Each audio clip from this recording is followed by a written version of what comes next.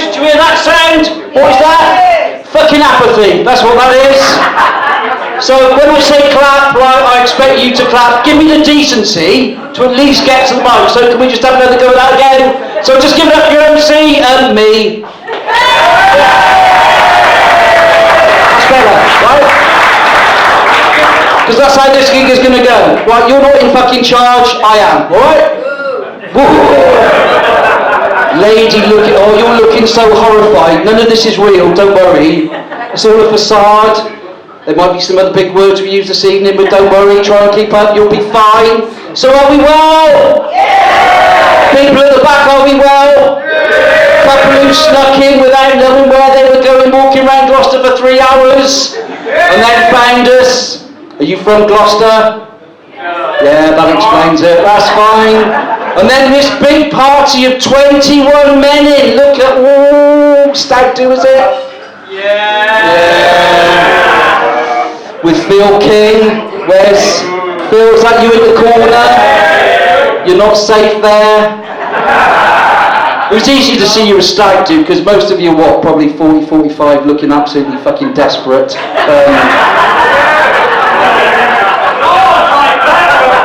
What do you mean?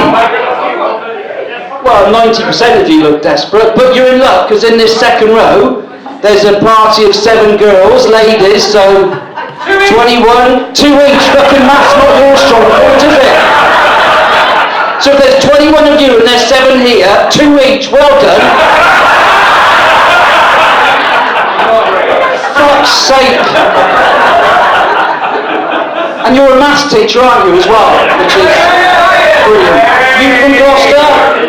Yeah, come on, give me a high 8, let's see those hands. Yeah, 21, 2 each, fantastic! Oh no, shit, 7 of us are going to be disappointed. That's good. A couple in the front, you, lady with the stripe, you came in quite early, didn't you? An empty room, didn't know where to sit. You've moved 4 times before arriving down there. And you know these people in the front, I believe, they're friends of yours, aren't they? Party of 5, 2 couples, and one odd one out. Is that, what's the story there? Have you just sort of tagged along? Fuck me, you look miserable tonight. It's going to be hard work, this, I think. And then we got some more of the, stag do with infiltrate, and then you fuckers have managed to get into the front row because there was no one else to sit. And it's like you've moved your feet off the front, which is really gorgeous. Thank you so much, ladies. Don't look so scared. They'll be fine because he's old enough to be your dad. And he's wearing that shirt clearly for a bet. So are we all well? It's a bit warm, isn't it? Yeah. Jesus Christ, this is hot. And so, ladies, you've got some really exotic. Look at that fan there. And was it you had? I did. Is this a fan off? Is that what it? Are you with this group? You are with this group. Nothing to do with you. I've got to be honest. I think your fan is slightly more exotic. Can we see your fan? Not that one. Just get it out of the bag. Come on, let's have a look at it. Just hold it up so the rest of the audience can see yours. Oh, look at this. You can't even. Oh, it's broken. Yeah. Well done. Poundland. And what about yours? Oh, look at. Oh, very professional. So, just give me a cheer if you've been to this gig before. Give me a cheer. Just give me a show of hands, actually, if you've never been. Right, quite a few. This could take a bit of a long time because we've been running this gig for 3 years now. And what we do with the new people is you just stand up and introduce yourself to the crowd. So, do you want to make a start? No, just stand up, turn around, say hi. My name's so and so, and this is what I do. Come on, because you're a fucking quick. You're Levi. That's great, well done. Because in the 3 years we've been doing this, gig, no fuckers ever stood up. So that's great. It's brilliant, well done. So yeah, just give me a cheer if you're from Gloucester. Yeah. Oh, listen to that. Give me a cheer if you're from that place we don't really like to talk about. Cheltenham. Just the one then. Can you feel the daggers in your back already, Levi? You're a bit uncomfortable. No, Gloucester's fine. Gloucester is absolutely fine. Just keep focusing on the front. Don't look behind at the rest of them. Because they'll sneak up unexpectedly. Have we got anybody in from Stroud? Have we? Just Christ. And anybody from that lovely place down the road, the Forest? Have we? We got some Foresters in. Well done. Have you just parked your wild boar outside? Because there was a report in the Citizen a couple of months ago about a man from Cinderford being accused of having sex with a wild boar whilst under the influence of alcohol. And I thought, fuck me, how much alcohol would a wild boar need to have sex with a man from Cinderford? Where are you from? Please say Cinderford. Newent. Oh, that's not the fuck. No, it's not the. I used to live in Huntley. We didn't class ourselves as Foresters. Newent.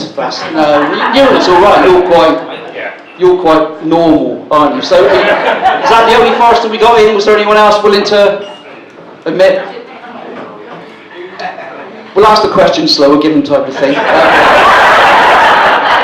So, if you've not been to this gig before, the format is pretty simple. We've got 3 fantastic acts for you tonight. We're going to have your first act on fairly shortly, and then there'll be a break, then we'll have your middle act, and then another break, and then your fantastic headliner. Is that alright? We've actually started slightly earlier tonight, mainly because of the demographic in the room. I'm not sure some of you are going to make it past 10 o'clock. Just looking around. So, I should introduce myself. My name's nIK. I'm MC. I've been running this gig for 3 years.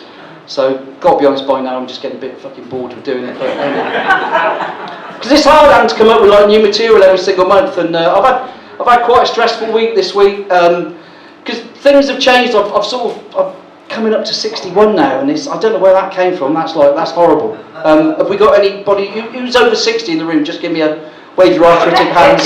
Well done. You were very reluctant. So there's a load of fucking liars in here then, clearly. Man, I'm just looking at you, I'm drawn to you thinking you must be over 60, but now you're glaring at me as if to say, I'm 42 but I had a fucking hard life.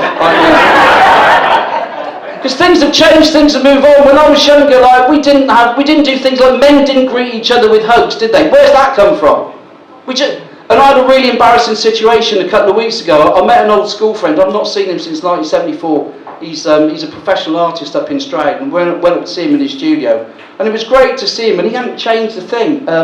He still looks the same, but sort of looked around and chatted, and then just as we were going to go, I thought, oh, and I just went in for a hug, because that's what I do, and he didn't, and he went to shake my hand.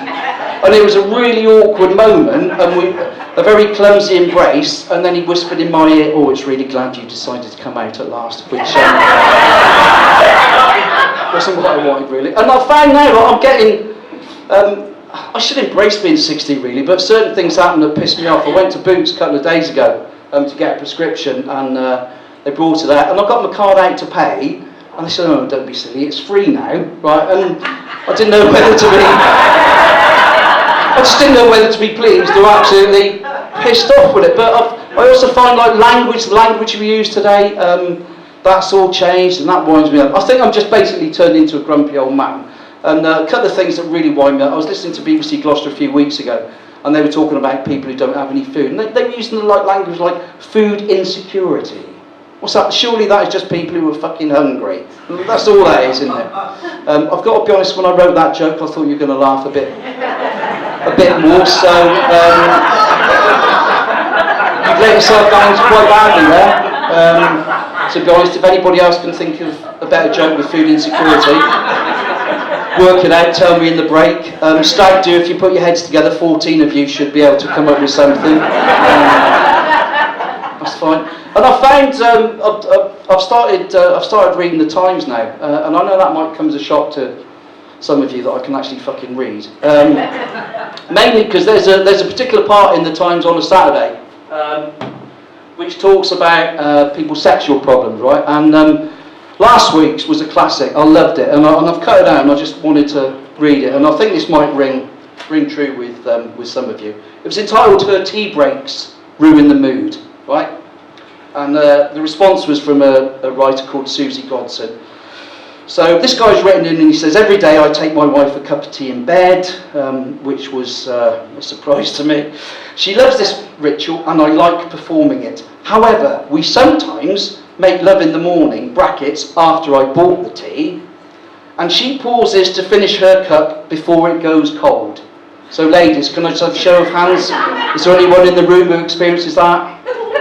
Yeah, just as I thought. No one fucks in the morning, do they? That's just absolute bollocks. Absolute bollocks. And he goes on to say, "I'm sure our love life would be more passionate if she didn't take this short tea break." And Susie Godson has replied, "Oh, your letter is more likely to provoke envy than sympathy." And I think among the 21 stag do this. "Bringing your wife a cup of tea reminds her that she is loved and cared for." Now, in reality, it just means you're fucking henpecked, doesn't it, really? That's all that is. Because you attend to your wife, she attends to you. That's how good relationship works. Far from being a passion killer, the time it takes for her to drink her tea should add to the erotic charge.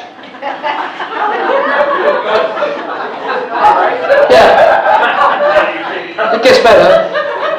Your wife knows that in those moments you are fixated on her. That's not reality, is it?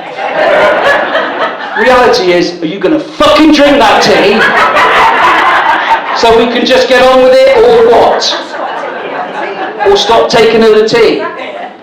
What, just shag her? Just get on with it. Yeah. Well, that's the thing, isn't it? It's just bollocks, and like, real life isn't like that, is it? Real life is not like that. Today, we've had an awning. Well, no, it wasn't delivered today. It was delivered a few days ago. Right? It's this 3-metre awning. Been onto YouTube to watch the installation instructions. Lovely couple, probably in their 40s, mid-50s, happily putting it up on the wall, smiling, laughing, lovely music playing in the background, sitting down an hour later with a nice cup of tea. And then he has to wait for her to finish before he shouts her outside. No, that's not real life, is it? Fucking 7 hours I was up doing that awning today. Punched my wife 6 times. No music playing, that didn't happen. It's not real life, is it? So, listen, now I've whipped you up into a frenzy of comedy activities, especially this middle row here. You're just delightful. Your faces are a picture. You're probably the most miserable people I've seen for quite some time. But never mind. Hopefully you can have some proper acts on in a minute and they'll make you laugh. If not, fucking hard luck. So, are you ready for your first act of the evening?